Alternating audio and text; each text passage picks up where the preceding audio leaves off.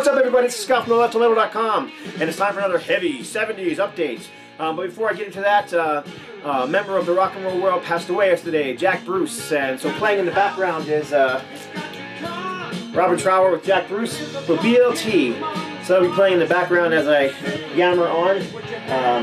Jack, of course, is most known for being the bass player and vocalist for Cream. So yeah, rest in peace, Jack Bruce. Hope to see you in eternity someday. So,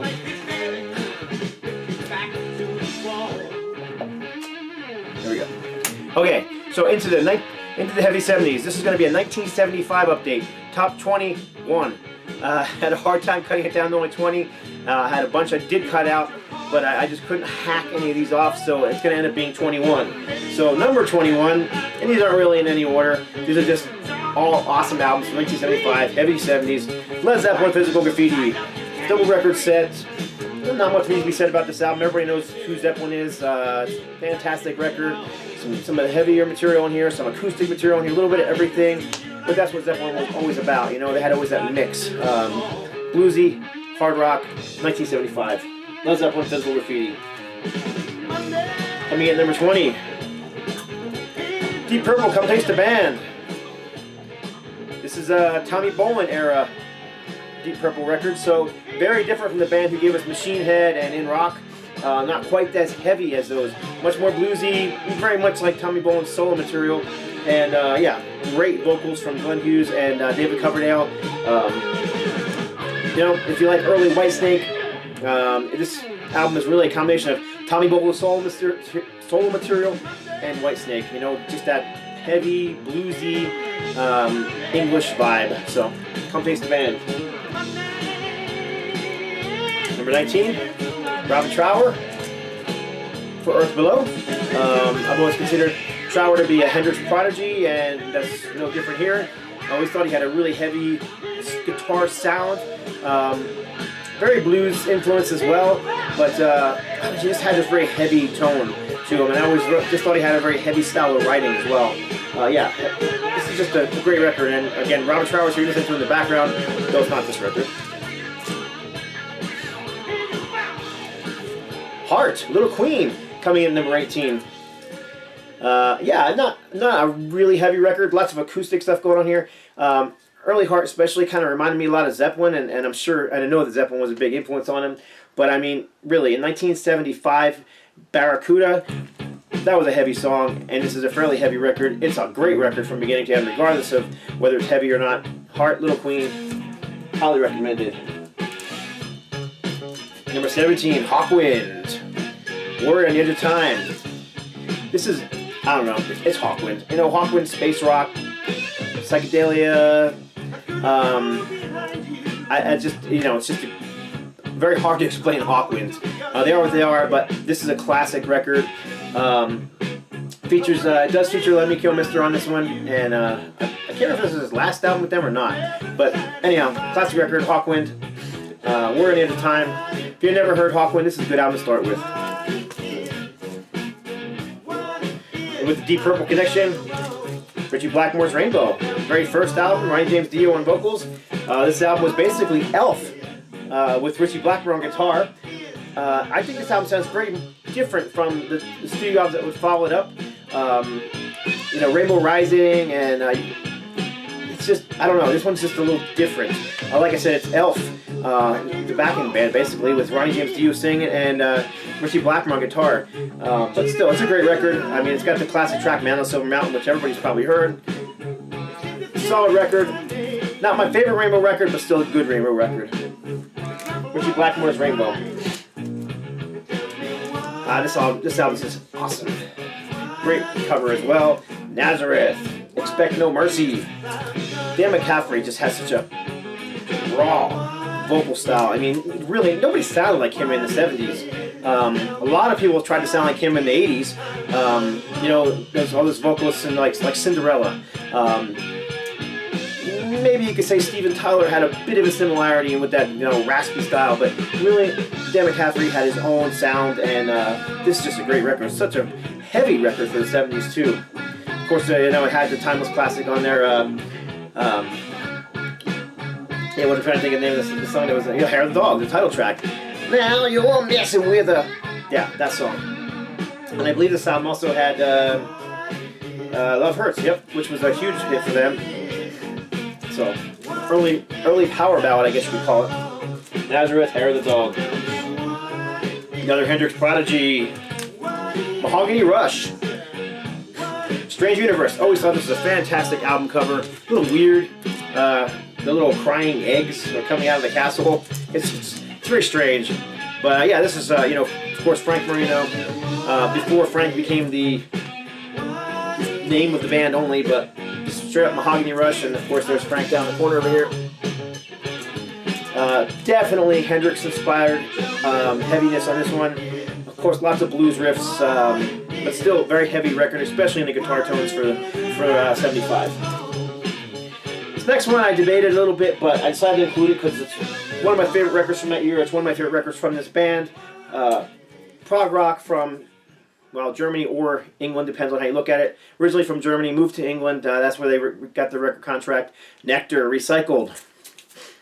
This album it's not super heavy. It's very proggy, but there's just something very heavy about it. Maybe it's the songwriting, I think some of the bass playing, but there's also some very early industrial elements on this album that is very different from a lot of their back stuff, which had more of a, I don't know, almost a space rock kind of thing going on.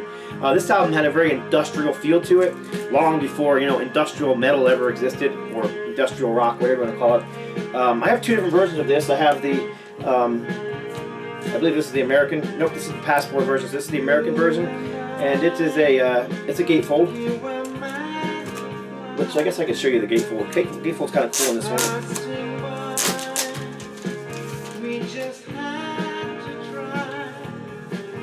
Well, it's actually not what I was thinking it was. So gatefold is the lyrics and the little nectar creature that's on all the albums. But the European version, which I also have, is not a gatefold. However, it comes with a small poster, which is what I was thinking the centerfold was on the American version, but I was incorrect on that. So there's the sideways version of it. I'm getting a lot of glare. It's very sunny out right now. And there's the lyrics and the same little creature on the side over there. But yeah, anyhow, Nectar, Recycled. If you never heard Nectar, I don't know. I can't even compare them to anybody, especially that album.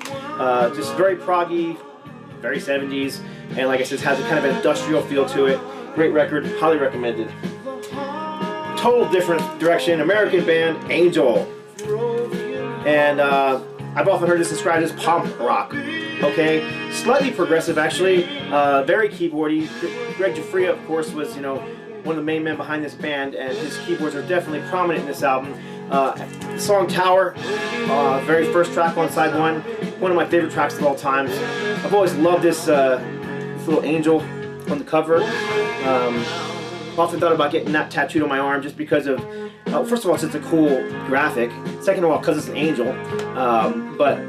Yeah, this is actually the only album that doesn't have the angel logo that flips up and down. This is pre that. They had a different logo then. Of course, the logo that they had afterwards was very, very cool. But I always loved that angel. Slightly proggy, pop rock, American pop rock, Angel, 1975. One of the greatest records come out of the 70s. The very first solo album for Alice Cooper.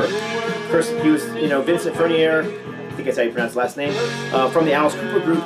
Previous to this, became known as Alice Cooper. He took on that name, took on that character, and from, when the Alice Cooper band, whatever, fell apart, dismantled, got fired, however it came about.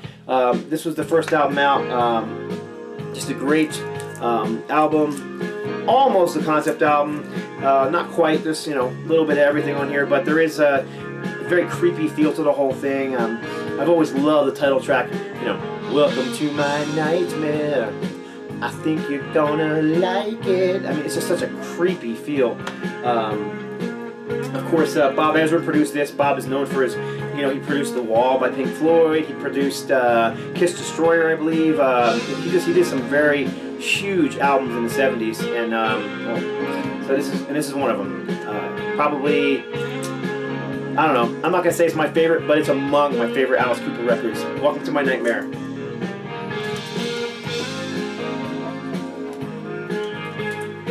Rush, Fly By Nights. Yeah, Canadian Power Trio. Everybody knows who Rush is. This is number 10 in the top 21, so we're getting down to the top 10. What makes this heavy? The bass playing, that growl that Geddy Lee got from his that Rickenbacker bass, and then of course very proggy, very like Led Zeppelin meets Yes. That's how I would describe it. Just great album, classic. Of course, Fly By Night, the title track, is really hit off that record. It still gets played on FM radio today, and but there's a lot of other great material on here too. So recommended. Rush, Fly By Night. Just showed this in one of my last videos, but I'm going to show it again because definitely one of the albums that changed my life back in the 70s.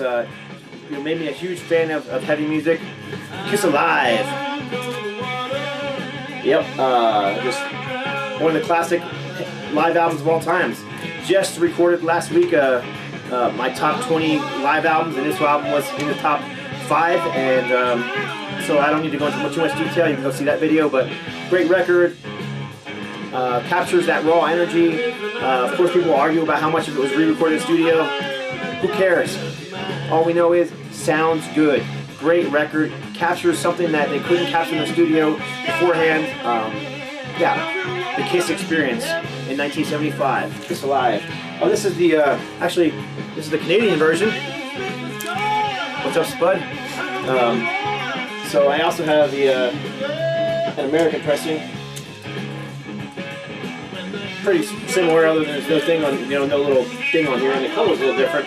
But also have, I'm pretty sure. Let me check on this before I say it. But I'm pretty sure that on the Canadian one,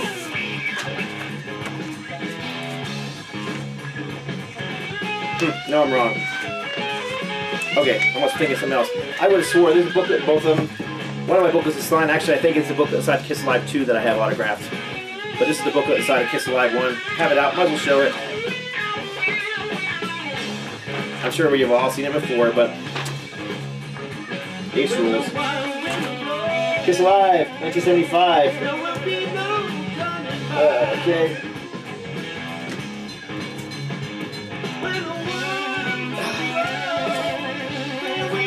Uriah Heep, Return to Fantasy. Great record. Great album cover.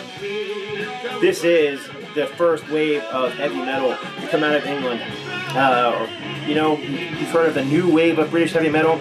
Well, there couldn't have been a new wave of British heavy metal without a first wave, and that wave included Uriah Heep. This album right here, classic. Highly recommended.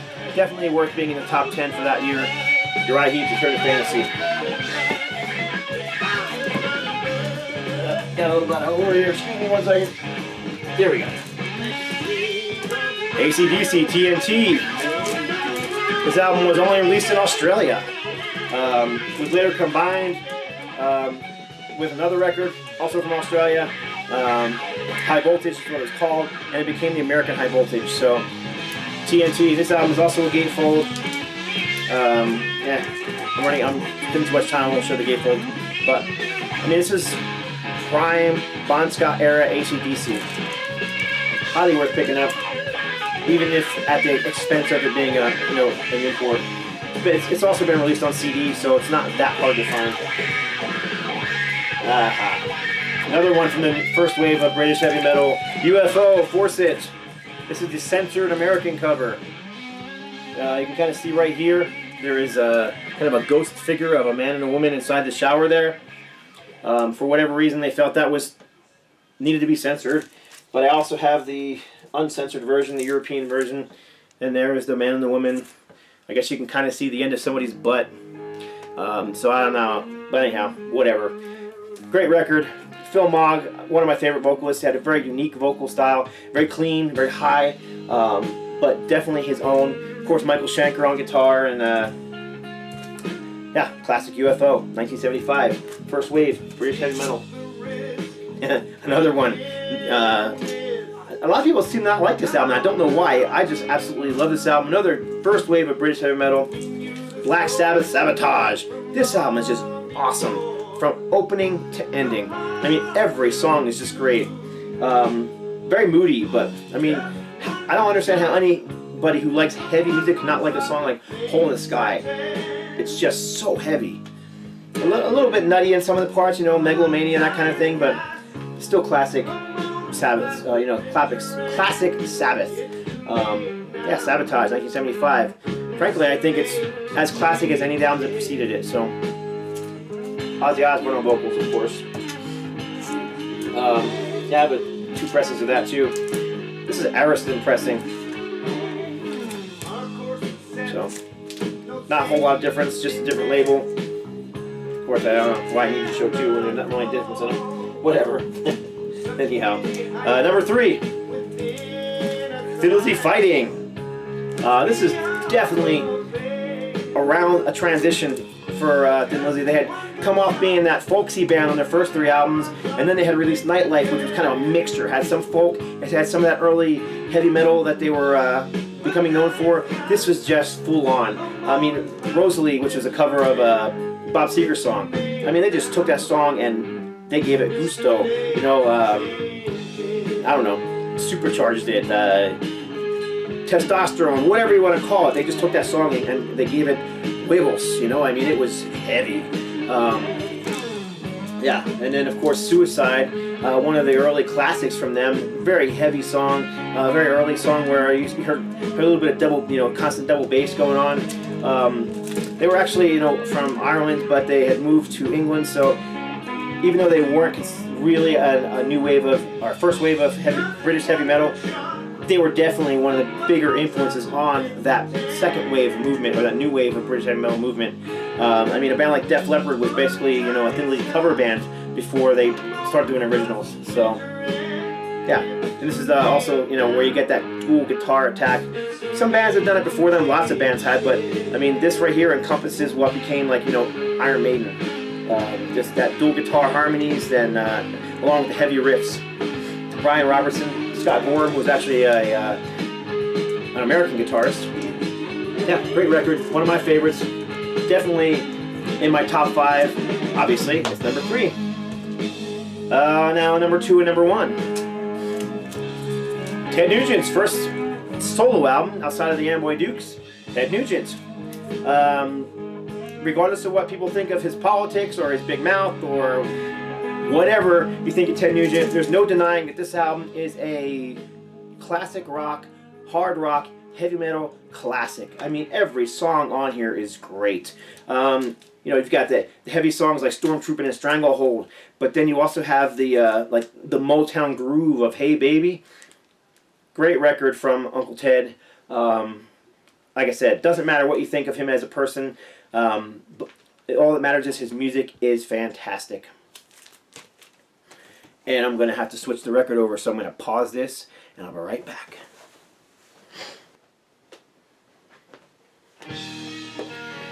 Okay, back. And back for number 1. The last one in my top 21 of 1975. And probably no surprise to most people, I am a giant fan of this band, have been since I was a kid, and still love them today. Aerosmith's Toys in the Attic. I mean, upon hearing this record, I became obsessed with this band, and I was only in grade school. Just couldn't get enough of it. And it's not just the songs like, you know, Walk This Way, which is a great song with super hook, heavy riffs, or Sweet Emotion, which also, I mean, if you really listen to Sweet Emotion, it starts off very melodic, very moody, but it breaks into this heavy riff. I mean, really, what was that heavy in 75? Black Sabbath, Hole in the Sky, possibly heavier, but really, I mean, that's a heavy, heavy song. Then you've got, you know, the title track, which definitely had a punk influence on it, very fast. I don't want to call it speed metal, but it was an early example of what speed metal would become. Very fast-paced, up-tempo, heavy riffs, right? And then you have other songs, Uncle Salty, Adam's Apple, the kind of quirky song, Big 10-inch record. There's really not a bad song on this record. And then, of course, it ends with a ballad, You See Me Crying, which I can't remember. I think it's a cover. I always forget. No, You See Me Crying is an original. Yeah, it's an original. I'm mixing this up with rocks. Yeah, just a great. You know, Aerosmith always had very good ballads. People complain about them in the '80s and you know, selling out with the ballads, and perhaps, you know, they brought in songwriters and they started doing a lot of cheesy ballads. But I mean, come on, Dream On, You See Me Crying. They always did ballads, and they were always very good ballads. So yeah, great record. Number 1, Aerosmith, Toys in the Attic. This happens to be the I think 2013 Record Store Day 108 gram repressing. Also have the original, but they're almost identical, so I only pulled the one. So that's it. My top 21 of 1975. Let me know if you agree with any. Think I should have included something. I still left something out. I did purposely leave some out because I just couldn't take any of these out to get it down to only 21. And well, that's it. So yeah, leave some comments below. Look forward to talking to you all on YouTube. And God bless and stay strong.